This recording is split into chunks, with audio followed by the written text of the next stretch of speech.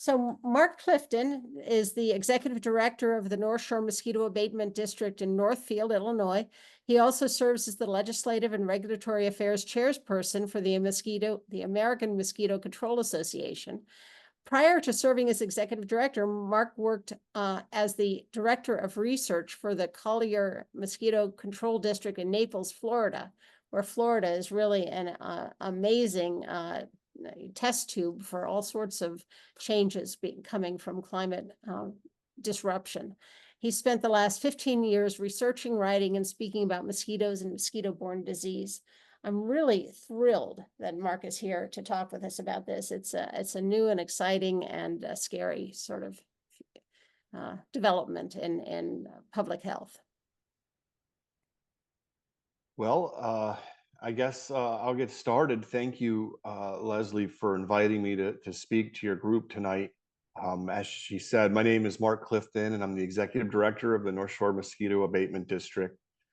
This is a shot looking across the city of Evanston into Chicago. Evanston is the biggest municipality that we oversee. We have maybe 13 different villages and cities in the North Shore area that we're responsible for. And Evanston is the biggest. So it's really important and meaningful for me to be able to speak with you all tonight as Evanston residents or residents of the southern part of the district. So tonight I'm going to talk about climate change, resistance to the materials that are used in mosquito control, and also sustainability, and why and how community-wide mosquito control, like we practice, we must rise to meet the challenges that are facing us. So I'll just go ahead and jump in. I have this.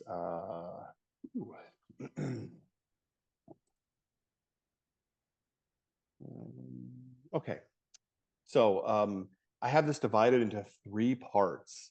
So the first part is really to set the backdrop about what we're facing globally from vector-borne disease, and that's diseases spread by generally arthropods, but it can also be rats. So things like mosquitoes, ticks, and fleas, really. The second part, I'm going to talk about resistance and pesticide overuse and the regulatory pressures that we're facing at the federal level that is really dwindling the tools that are available to mitigate some of the threats we're facing.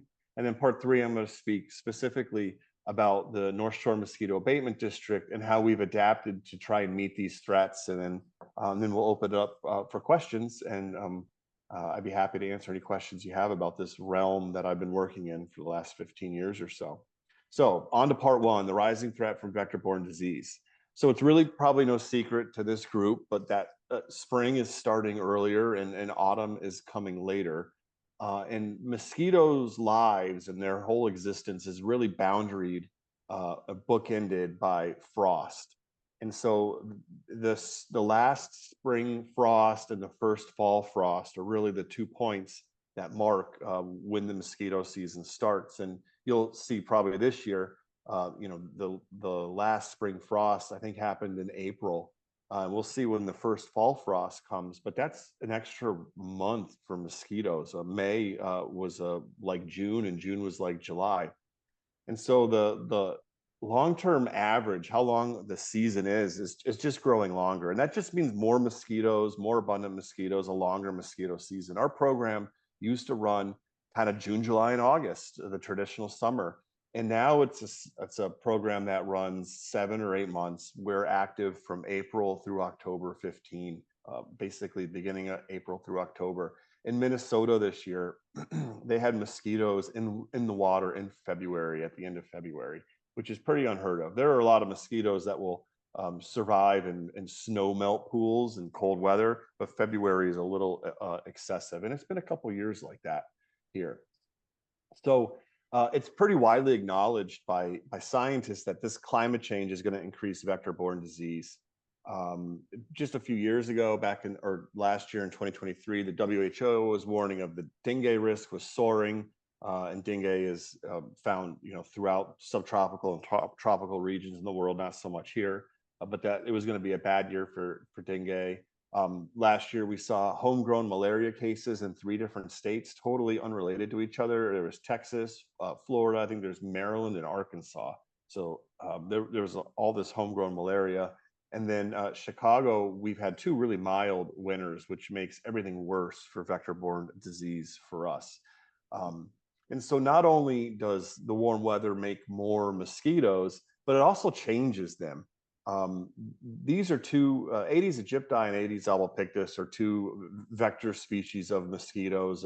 Aedes aegypti is responsible for spreading chikungunya, dengue, Zika, yellow fever. It's probably one of the biggest pests to mankind, other than the Anopheles malaria mosquito.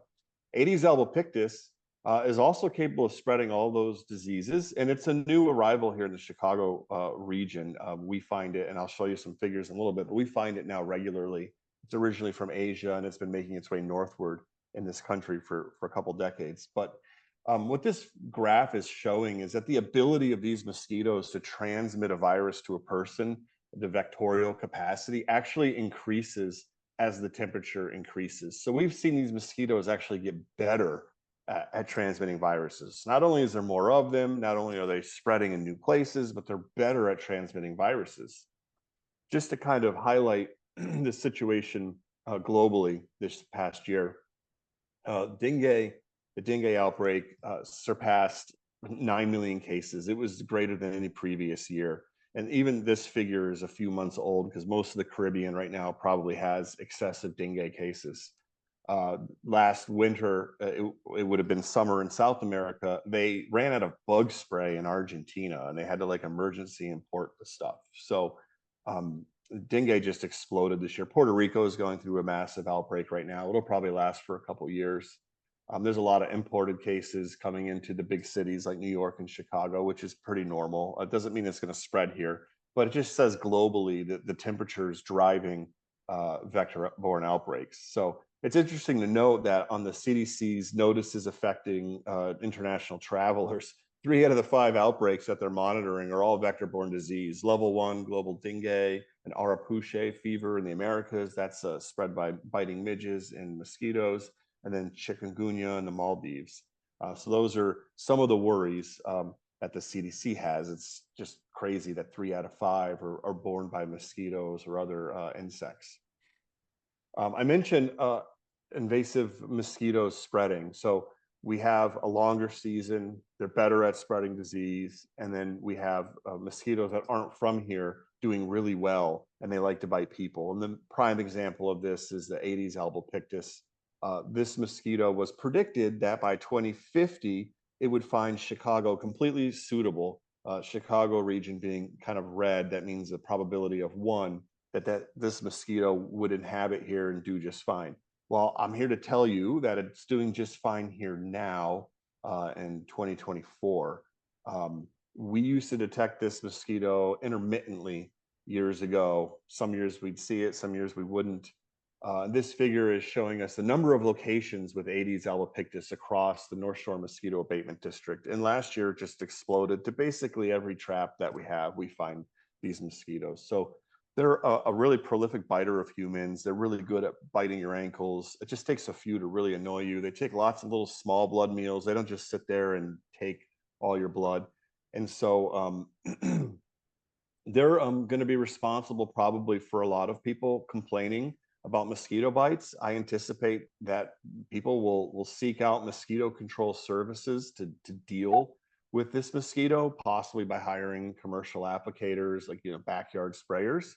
So this is just going to exacerbate some people's need for mosquito control, this mosquito specifically. Everywhere it's spread, people hate it. So, and would not recommend, I guess is what I'll say. When it comes to ticks, their distributions are changing as well. The Lyme tick, or the black-legged tick actually is what it's called, was relatively common in the New England area in 1996. And then you look now, or just a few years ago, and it's spread throughout the upper Midwest. It's totally not uncommon in Cook County. It's much more common in Wisconsin, but it's here in Northern Illinois for sure. We have a dragging program where we find ticks and monitor for ticks. And we find this tick regularly in Cook County. And this tick is capable of vectoring Lyme disease. So we're on the lookout for 3 other species of ticks. We got Hemiphysalis longicornis. This is the Asian longhorn tick. It was introduced a handful of years ago. No one knows where, just appeared on some sheep in, I don't know, it was West Virginia or Maryland or something. And it's capable of spreading or reproducing without males. The females can just lay eggs and produce offspring. Interesting tidbit about that one. It's been spreading westward at a rate of, I don't know, a couple dozen miles per year, from Indiana towards Illinois. And just this year, it was found in south central Illinois.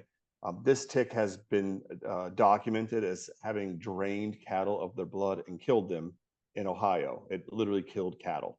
So it can become extremely numerous. It's not known to vector any diseases to people in the United States, but it's a huge agricultural risk. It really likes white-tailed deer.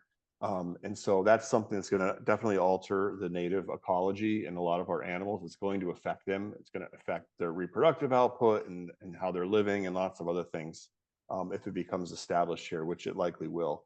We're also on the lookout. These are what we would call native ticks, or maybe native invasives, the Lone Star and the Gulf Coast tick. These are both spreading northwards. The Lone Star tick is responsible for meat allergies, the so-called alpha-gal meat allergy. Gulf Coast tick, a variety of different diseases it can spread. And these are in Illinois. They are all around Cook County. It's only a matter of time until they turn up in Cook County. And where Lone Stars go, they typically become quite common. So there's a few more species of ticks that we're monitoring that we know are coming. So just nationally, and this figure's a little old, but it's from the CDC, there's been a tripling of disease cases from mosquitoes, ticks, and fleas in the last 13 years. We discovered 9 new germs from ticks since 2004, and mosquito-borne disease epidemics they're happening more frequently for all the reasons that I outlined earlier. Illinois, a lot of people don't know, is in the top 20% for mosquito-borne disease. We're right there with Florida or California or Arizona or Texas, which has really wicked West Nile virus outbreaks, increasingly worse, especially in Arizona the last few years. But Cook County leads the pack often. We have a real issue with West Nile virus every year. People will get sick and some will die. And Lyme disease is also, the burden of Lyme disease is also increasing nationally and in Illinois. Just to look at like what's the ability to deal with any of this. So most vector control programs are run by local health departments across the country, 53%. And this comes from a survey from the National Association of City and County Health Officials, which surveyed like what is the ability of the United States to deal with these future outbreaks. Only 3% of the vector control programs run by local health programs are considered fully capable. That means they meet all the CDC's requirements for what they should be doing to protect the public from these kinds of diseases. They do find that mosquito control districts, a much higher proportion of them are fully capable. For what it's worth, the district that you all live in, the North Shore Mosquito Abatement District, is fully capable of meeting all the requirements for what the CDC requires to protect the public. So what NACCHO recommended is that farming mosquito control districts seems to be the best way to ensure that all the core competencies are being met and that people aren't left to their own devices to try and control mosquitoes on an individualized basis, which I think is what you see a lot across our region. People just decide they'll do something on their own, and that leads to a lot of excessive use of materials that's just not necessary. So they also said that we should ensure sustainable funding, which we're a special taxing district. So all of you have at the very bottom of all the entities that are taxing you, we're the one that's like $10 a house or something, the very bottom. So we do collect property taxes to fund these activities. But in general, you know, we're between $10 and $20 probably per house. We're about $6 per capita per person across the district, which is less than a can of bug spray typically. So the CDC rates Illinois as vulnerable to vector-borne disease because Illinois has less than 20% of the programs here are ranked as fully capable or even competent. Louisiana and Oregon do quite well. Other states are in the middle. Illinois is kind of at the bottom. We just don't have strong mosquito control programs on average across the state. So that part is meant to kind of set the context and illustrate the major pressures that are uncontrollable by us that are lurking in the background. Climate change increases mosquitoes, the invasive mosquitoes, their ability to spread disease. There's just a lot of new things arriving, and probably there's things we've never even thought of or know about that could arrive.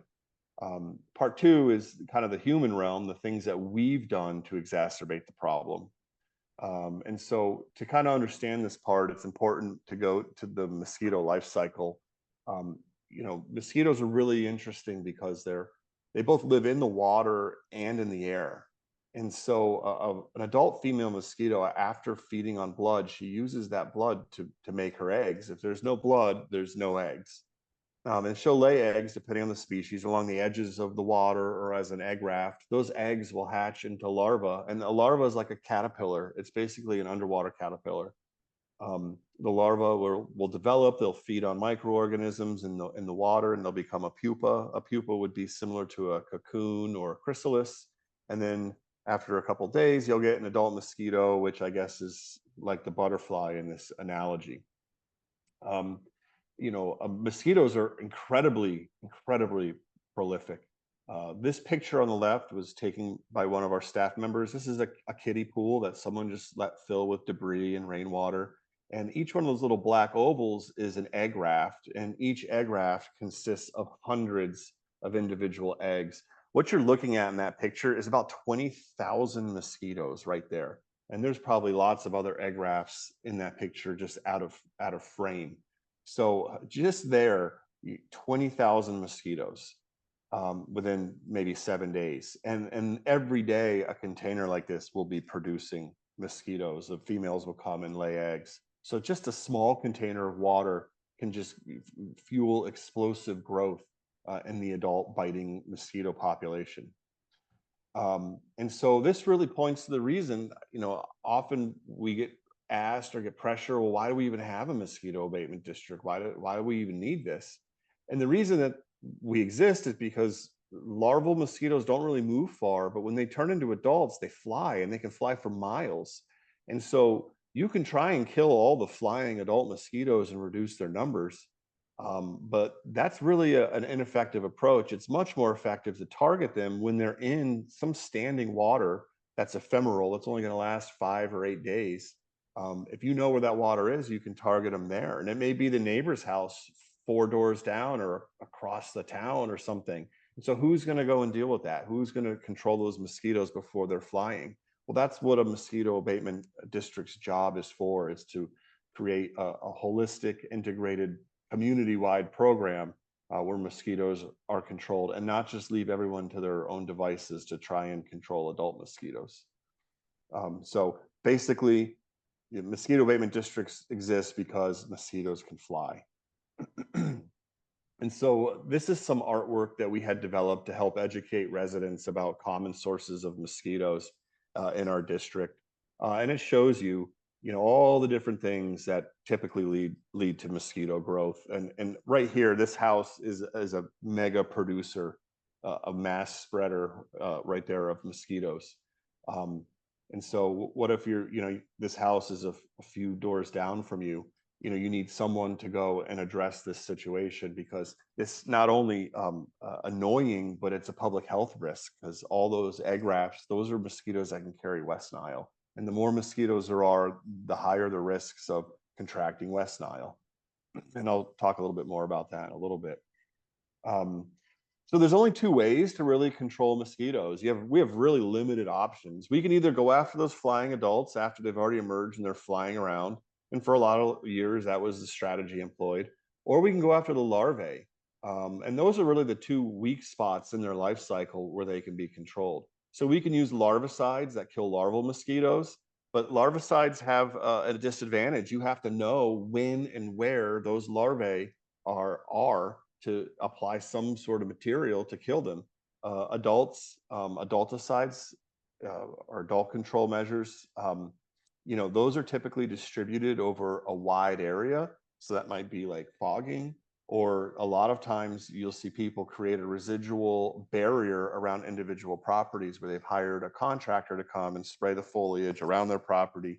And then the idea being a mosquito would fly there to rest on that foliage and would be killed or repelled from that property.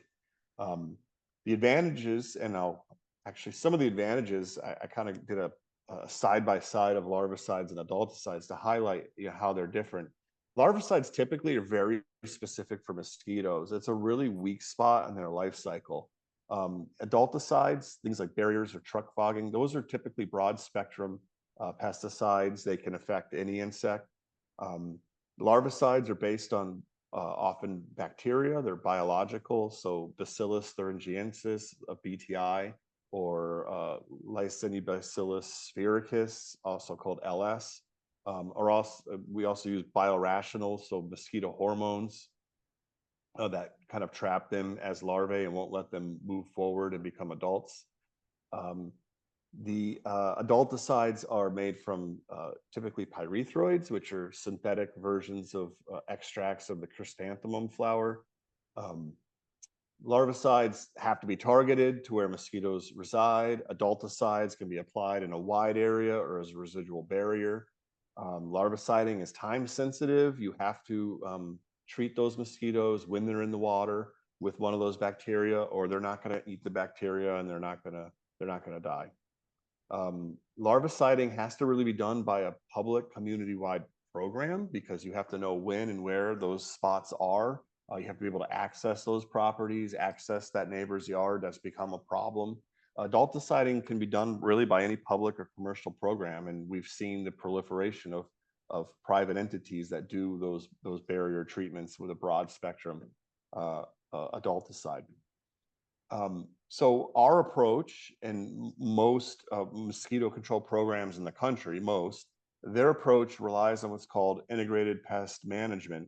And the idea with that is represented by this pyramid, where most of your activities should be at the bottom of the pyramid. Most of your energy should be in preventing mosquitoes. That means removing tires, changing habitats that can be changed to prevent mosquitoes from even forming or growing, denying them habitat. There's cultural things that we do, and that's teaching the public how to avoid mosquitoes, teaching the public about repellents, how to avoid being bitten by mosquitoes. And then you move up this pyramid of interventions until you get to biological materials. So that would be maybe like larviciding. At the very top of the pyramid are your chemical interventions. And they're deliberately at the top because they're the last intervention that's available. They should occupy the smallest amount of effort. And if you do everything lower on the pyramid right, you hopefully don't ever move up that pyramid towards that chemical pesticide application. And that's always the strategy and the goal that we employ. And for the last 5 or 6 years, we've been really effective at staying at the bottom of that pyramid. I'm going to talk just a little bit about West Nile because I think it's important for some of the stuff that comes next. If you're not familiar with this virus, it is transmitted between birds and mosquitoes in this endless cycle. Right now, we are actually at the high point for West Nile transmission now and for the next 2 or 3 weeks. We have, typically the highest infection rates. And so this is when birds are really getting sick and mosquitoes are really infected. The infection rates get high enough, if enough mosquitoes become infected, they'll occasionally bite a human or maybe a horse and infect the human or the horse or some other animal. We're a dead-end host. We're not part of this cycle of disease. It's an accidental infection, but it spills over when levels get really high in birds and mosquitoes. So we can't control the virus moving between birds and mosquitoes. We have no ability to control that. But what we can control and manage is how abundant those mosquitoes are. So we try and minimize, especially this time of year, how abundant they are, which the goal being to minimize how many people will then get sick from West Nile. And so one of the ways that we do this is we measure the amount of virus in mosquitoes. We actually test mosquitoes for West Nile, and we create basically a percentage of how infected they are. And then we'll combine that with how abundant they are, how infected they are, how abundant they are. That becomes our vector index. We know from historical data 20 plus years of data that when we reach a vector index of about 1, we will see human cases, most often in Evanston and Skokie, almost completely. Um, so a threshold of 1 tells us that, you know, we're moving up that pyramid of interventions, and we need to think about intervening in an emergency way with truck-based fogging. And so it's completely data dependent and evidence dependent, and it's done as a public health measure, you know, to protect the public. So 2012 is in a blue triangle here in the middle. And that was like an outbreak year, like a really serious year. And that's the year that keeps me up at night, that I worry about. That year, the West Nile started really early. You know, by the end of June, the vector index was soaring, and we reached a vector index of 8 or more. And Evanston alone had over 20 cases and deaths from West Nile. The whole region had hundreds. It cost the economy millions and millions of dollars. And that's not even the worst outbreak Chicago's had in the past. The orange or yellow kind of mustard color is our normal seasonal West Nile. Usually it will just approach 1, we'll have a handful of cases, and then it will subside. Most of this is driven by climate and weather. If we have a really hot season, rainfall matters, droughts matter, all these things work together to create a year like a 2012 year. That would be an emergency year where, you know, we'd be forced to intervene in a more serious way. I wanted to highlight, I mentioned earlier about adulticides. And so the kinds of intervention that I'm talking about, we have the capability of doing as a mosquito control program are what are called ULV adulticides. So these are community-wide interventions. They're done as an emergency response to a public health threat. That public health threat has been defined. It's met the metrics, and we know that humans will become sick if that mosquito population is not reduced. The materials that we use have a short residual of typically a half-life of a few hours. So it limits non-target effects. It's often applied at night to the air column as a fog or a mist. It's designed to target flying mosquitoes, and it's done as part of that overall IPM triangular plan. That material is pyrethroid based. If you look over at a barrier treatment, they're an individual intervention by contract or residence. So someone might do it themselves. They may hire someone to come do that work.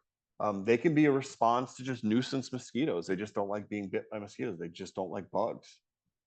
There's no defined public health benefit, despite a lot of these entities saying that they'll protect you from mosquito-borne disease. There's no literature that shows that a barrier is capable of protecting anyone from vector-borne disease. While on the other hand, a community-wide intervention, there is plenty of literature showing that when properly applied, that there is a public health benefit on net for the entire region. The barrier treatments are typically applied monthly by subscription, maybe less so in Illinois since the pollinator bill passed. They're applied to foliage. The whole point is to wet foliage where mosquitoes may rest and then let that material dry. And that's supposed to kill or repel mosquitoes. Of course, there's other insects that may land on that foliage. They're designed to have a long residual, typically 3 or 4 weeks. So the entities will come back, you know, once a month. So these plants are permanently treated basically with this material throughout the summer. Generally, there's no IPM performed. No one's doing larval control. No one's getting rid of the tire. No one's checking to see what the problem in the neighborhood is. Is it just a flooded field down the road and you could wait a week and it would all go away? No one's doing that. The customer complains and then the treatment's done. That material is also pyrethroid based.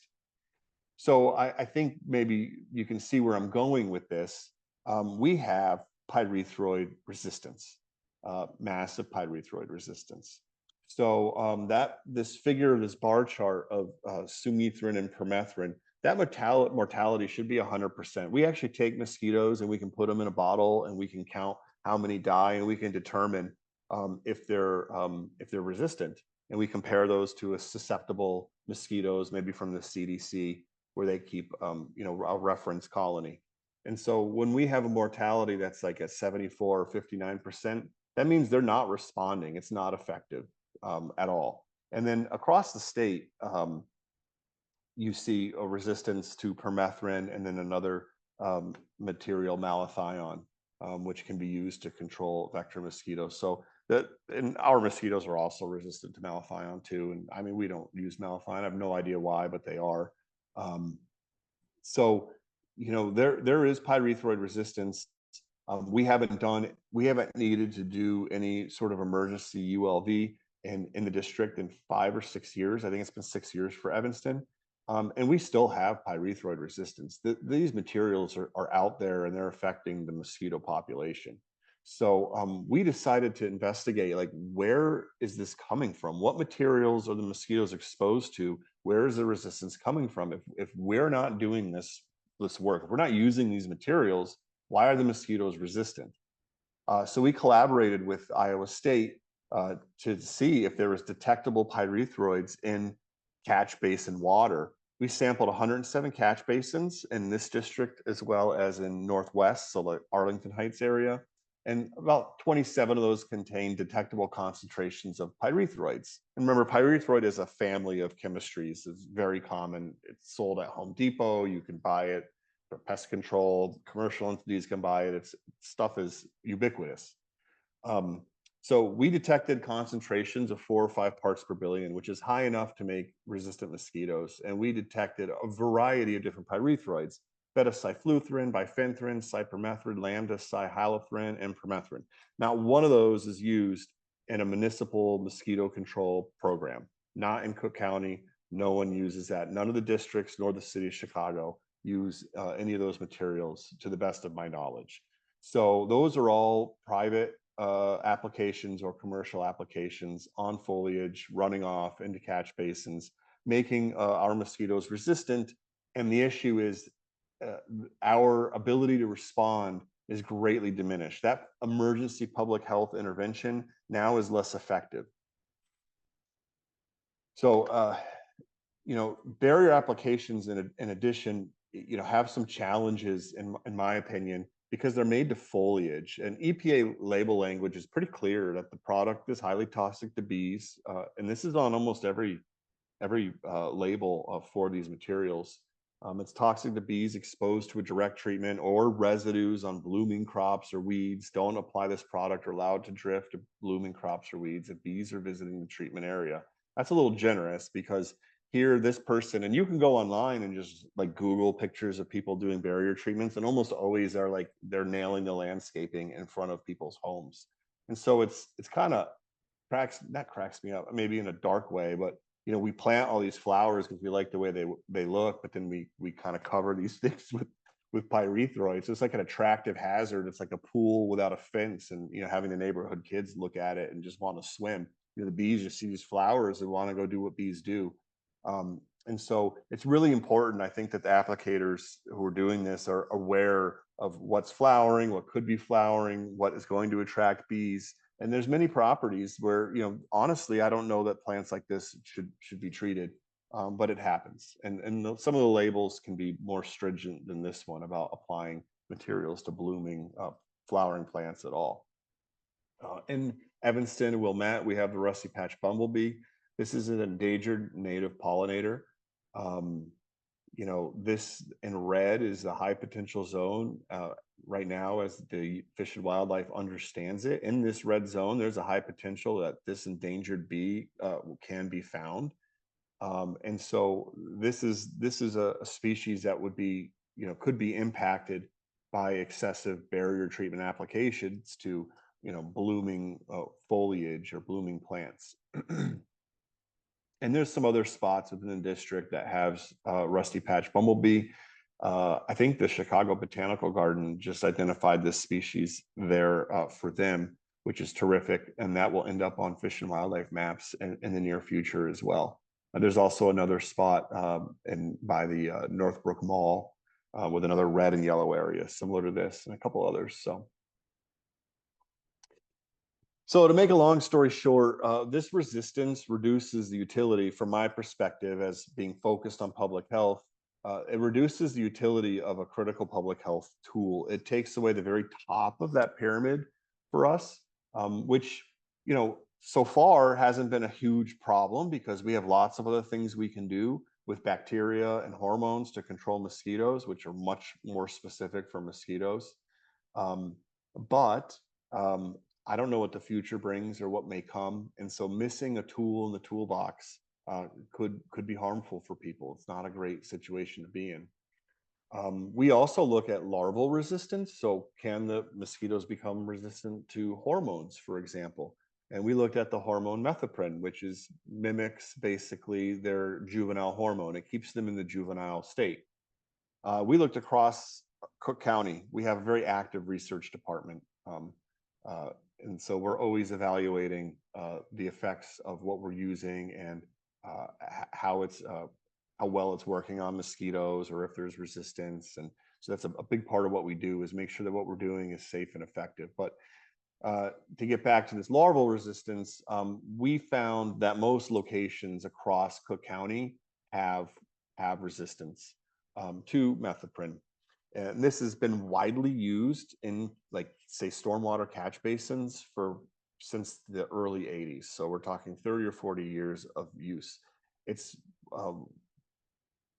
these gray bars are showing the resistance ratio, and what that ratio is how resistant are your mosquitoes compared to that CDC colony, those susceptible white lab rats, basically.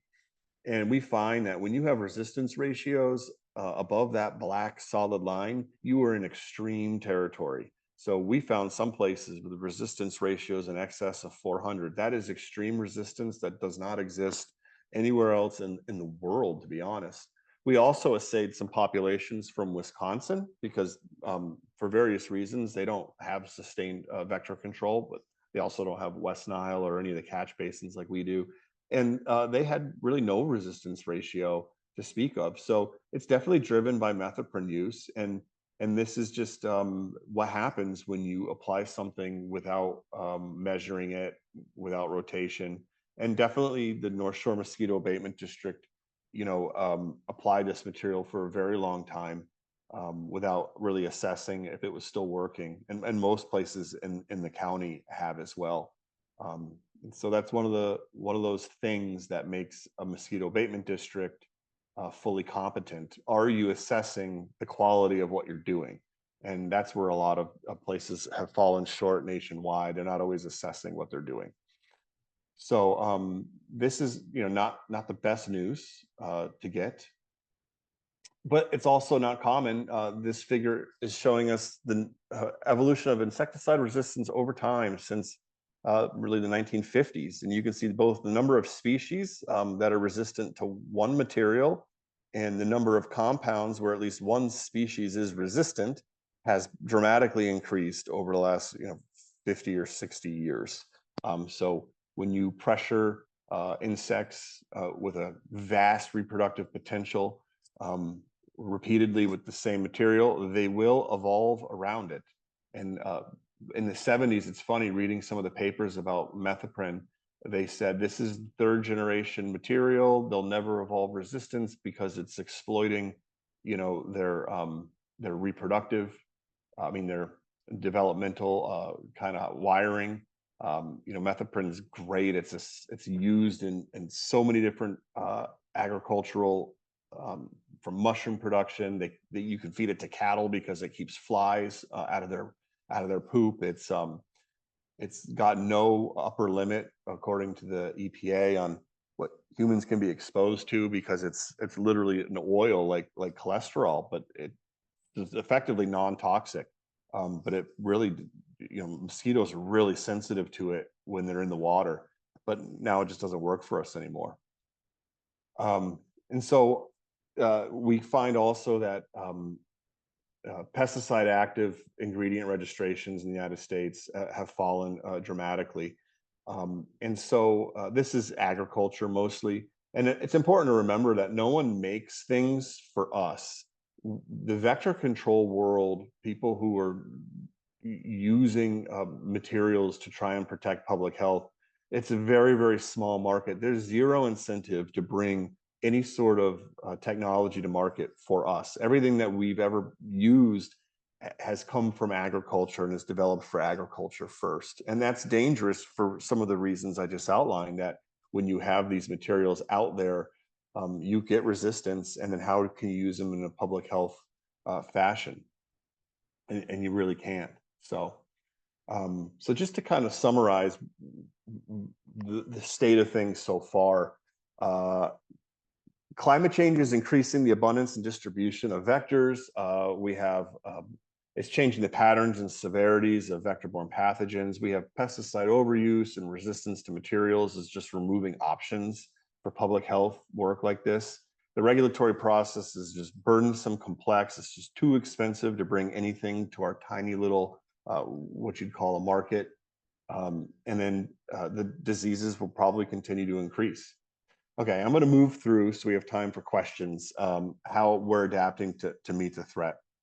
So, like I said, mosquitoes can come from lots of places, and here's a variety of pictures showing places where mosquitoes have come from across the district, and everyone knows a spot like this in town. That picture in the top right, that dark line, is not a snake. That is a row of pupal mosquitoes ready to emerge, probably millions, and just ruin someone's time. So what do you do when the source of mosquitoes isn't yours, when they come from all these sources and they can fly miles? Well, this is why you have a mosquito abatement district. We were established in 1927. We cover about 70 square miles and 14 communities. It's about 300,000 people that live in the district.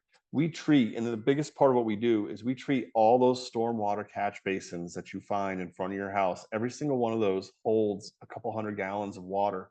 Those are the single biggest source of mosquitoes in this district, and we treat every single one of them, sometimes multiple times. We also treat another 3,000 sites for larval mosquitoes, and we do this with a budget of about 1.8 million. So we have 8 full-time staff. We hire 15 to 20 seasonals. So as I mentioned, we follow an integrated pest management approach where we move from prevention up this ladder towards intervention. We try and employ the lowest risk activities before we have to move to higher risk activities. And we measure our progress every single week all along the way to make sure we're meeting these goals and that we're operating in a preventative mindset as much as we can, and that we don't have to rely on anything at the top of the pyramid, or to the greatest extent possible, don't rely on it. So one of the things that I think is really groundbreaking for this district is the employment of GIS and GPS mapping technology. So as I mentioned, larval control has a lot of shortcomings. You have to know when and where the mosquitoes are to apply a material. And because we want to do selective applications only to water where mosquitoes are present. We don't want to do applications to places where there's other organisms present, even though these things are specific for mosquitoes. Generally, if you have an intact marsh, a river, or pond, or swamp, there's not mosquitoes in there. We don't have that kind of mosquito problem. We have flood water from the river, flood water from rain. It sits on an open field for 5 days and makes mosquitoes. So we have a totally different situation. To do that, we map every single puddle in the district. And you can go on our website and you can see these maps because they're available to the public.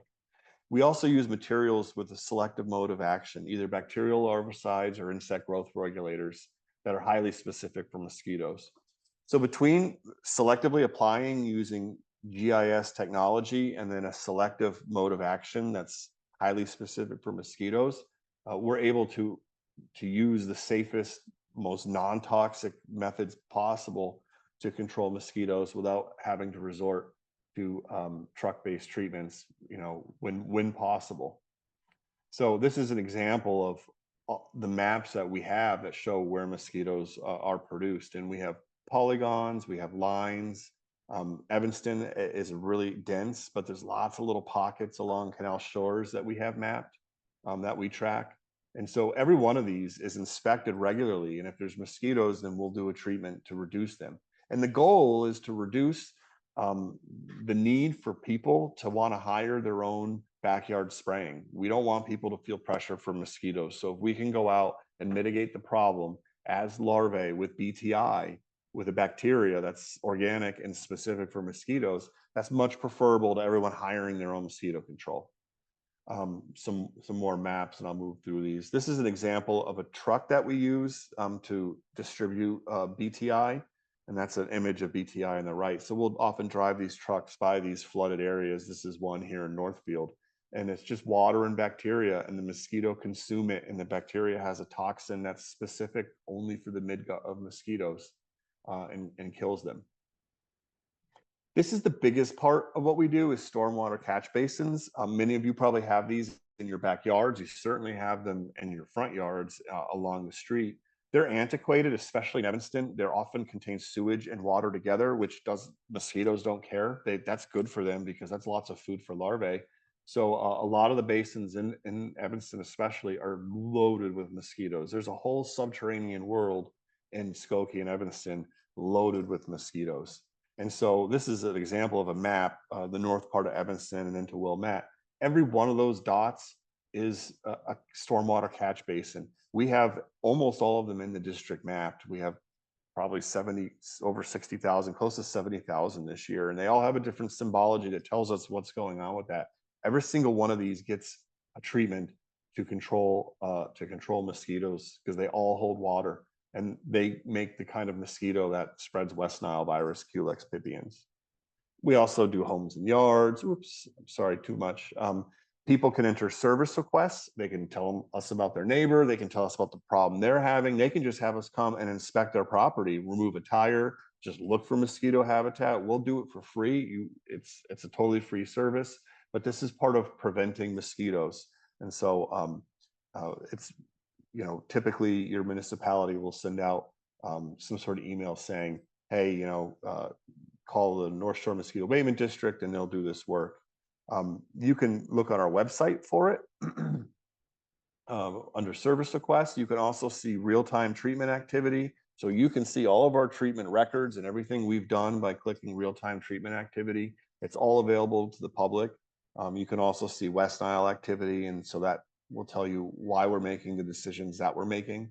Or you can call our phone number in the bottom left there. I kind of went through this. We pick up waste tires. You can tell us about standing water, abandoned pools, containers, fountains, ponds. Tell us about your neighbor's place. We're very discreet.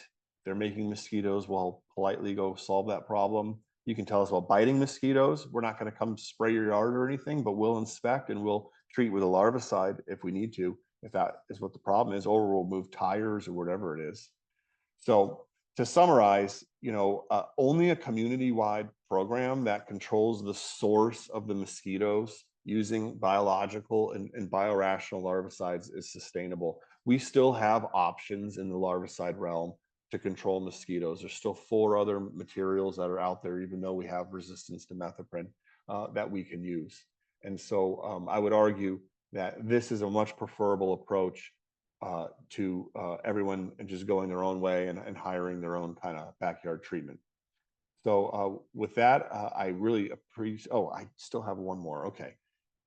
And here's the proof. We've been really effective. In Illinois, the number of West Nile neuroinvasive cases is in orange here, and it's only gone up. The lows get higher and the highs keep getting higher. At the same time, the number of cases within our district, our share of these cases has gone down. And you can see on the right from 2002 down to 2023, and this year looks like a repeat of 2023. We've been able to cut our share of cases from 15% to less than 5%. And we do this using this methodology without having to drive trucks around every night, by just mapping and treating with larvicides the specific places where mosquitoes are. Now I think I'm going to end and make sure there's time for questions because I see them adding up. So I'll stop there. Well, thank you so much for doing this. I really, really appreciate your time doing this and presenting to us. There are some questions. I mean, Joe, I can just go through this probably if that's okay. I had some questions myself, actually. But one person asked about natural mosquito or tick repellents available commercial or otherwise. Maybe you can just say something about that.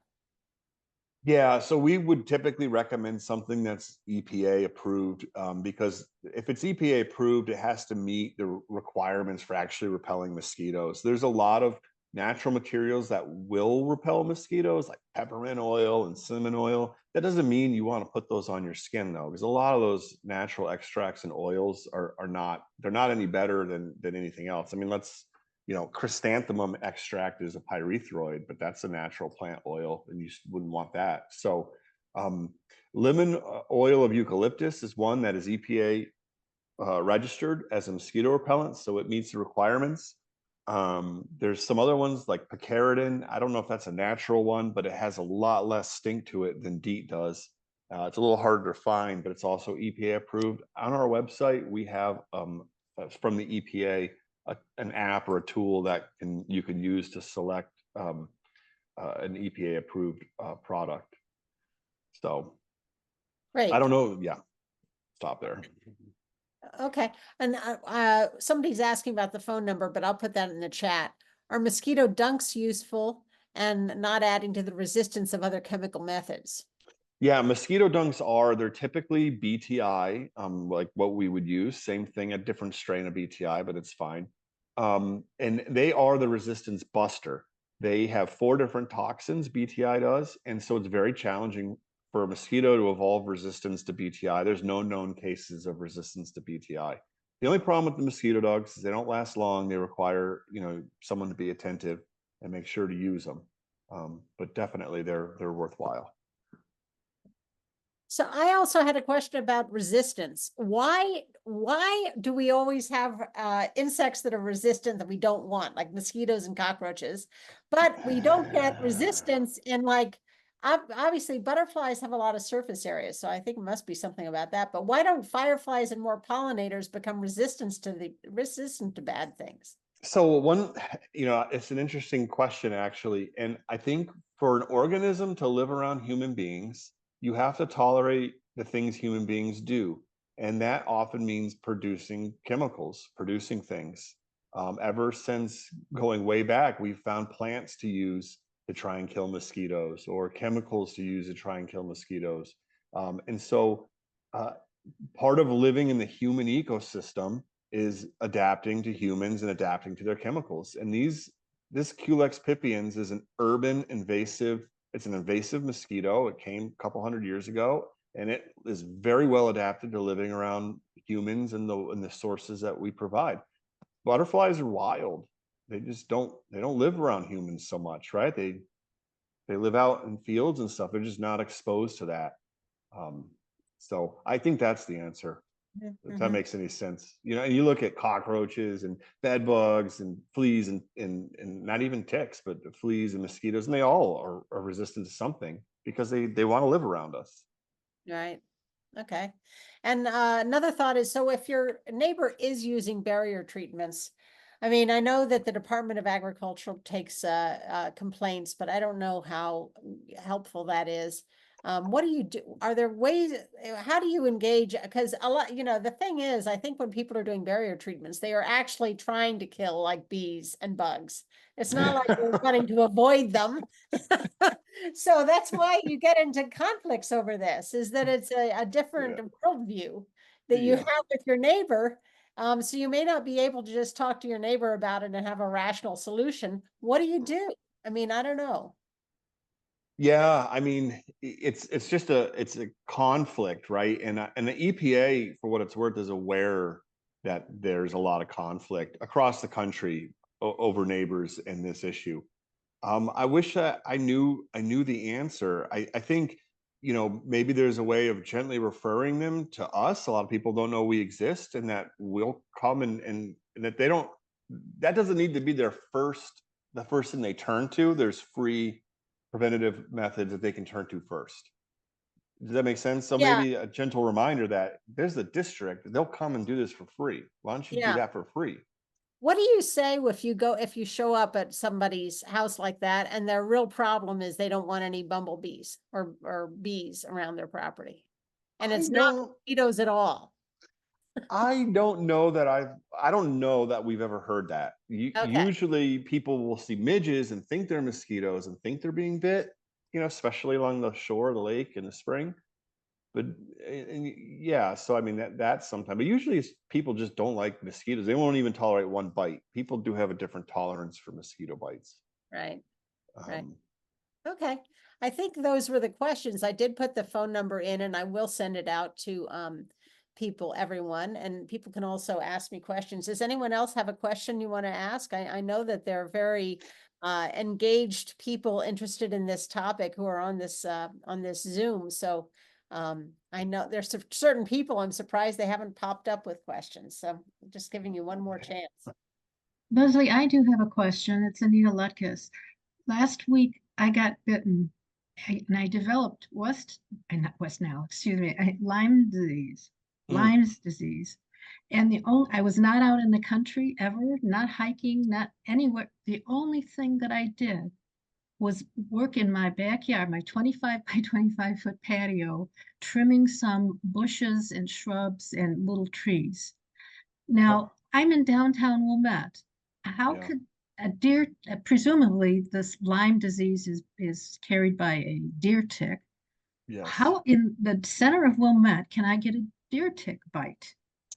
They're around. They're not terribly common, but they exist, and they're infected with Borrelia, which is the bacteria that causes Lyme disease. Um, they feed on mice when they're nymphs that carries the pathogen. So any sort of habitat for mice around can infect the ticks. There's deer around too. They bite deer a lot. So I mean, Raccoons and yeah, yeah, raccoons, I mean, possums, skunks, all of those things, right? Because I have those. I don't have any deer in the backyard, but I'd like to. But I'm yeah. glad that I knew to when I saw that rash, that red with the bullseye in the center. I had heard about that, so I was able to get treatment started quickly, which apparently is a very vital thing to do. It is. I, Yeah, I I had Lyme disease when I was a kid. I'm from Connecticut originally, which is kind of the epicenter at the time. Maybe that's why I do this now. I don't know, but it's hard to know why they would be in Wilmette. But the tick and the pathogen is present throughout Cook County, so I think it's just the luck, bad luck, maybe. Luck of the Thank you, draw. Mark. You're welcome. Thank you. I'll just wait one more second for if anyone else, but we're at 7:30, so we can free you from this. How can NSMAD educate companies that spray? Well, that's kind of what we were, a little bit talking about. Yeah. So as a government entity, we've tried to walk the line. We don't want to we don't want to come right out and tell entities what they should and shouldn't do. And so what we've tried to do instead was educate the public that we're an alternative. They can call us first. They can rely on us first. They're paying for it, and we're happy to do everything that we can do in our power to mitigate a problem. And so we're more interested in educating our public about what we can do and about maybe barrier sprays than educating companies. I was a part of that pollinator bill working with Representative Gable a few years ago. And a lot of these, I'll get to your question, Tim. A lot of these entities doing this is an add-on type product. They'll do turf grass treatments and fertilization, and then they'll just, we'll do mosquitoes as well. And so, they don't do mosquito control. That's not what they do. It's just an add-on, right? It's just a product that they're selling. So they don't really care either way. It's just kind of money. So I don't know that they could be pressured away from it so much. But I think the key is if the residents know that they don't need to use that service, that they have something they're already paying for, then perhaps it won't be so profitable to do that. Kind of a long answer, sorry. But I think that's the way we've looked at it, if that makes any sense. Right. Yeah. So the other question was, should we be advocating? Yeah, we got we got that HB 3118, that pollinator bill passed. And I think if you wanted to do something, if you wanted to be politically active about it, Representative Gable, that was an important bill for her. And big parts of that bill required the Department of Agriculture to create like training on barrier sprays for people who are going to be doing this. And so ensuring that she may want to ensure the Department of Ag is following through in a timely manner on that. Maybe that's something I think, might be worthwhile, is to say, hey, do they have the training? Is it working? Are people attending, to make sure that the law is being implemented? Because there was a law that was passed, but I don't know how well it's been implemented, I guess is what I'm saying. So, so we do have a law. Let's just Okay. hope we can implement it. Right. And do you work with school districts on abatement of their grounds and courtyards? Well, yes. Well, yes, we do. We especially catch basins, because that's the only treatment we're going to do around a school is the catch basin. So we don't do any sort of spraying or anything at schools. And I don't know if there's other abatement that's necessary at a school. If there is, I'd like to know, because we'd like to be doing it. If they're doing some sort of spraying or something, then we need to be doing a better job so they're not. Right. Right. There's also a question about messaging, and I know there is a information on barrier treatments on your website, so I'll share that out to the group. I think we're pretty good. I think we've gone past, so I should wrap up if that's okay. Unless there's anything else you want to say, Mark. No, I really appreciate the opportunity to talk to you all, and I encourage you to go on our website. We have a wealth of information there that's developed and changing all the time. We keep it updated regularly, so it's a good resource. Yes. Well, thank you all so much for participating, and Mark, thank you for doing this. You're welcome. Thank you. See you. Thank you.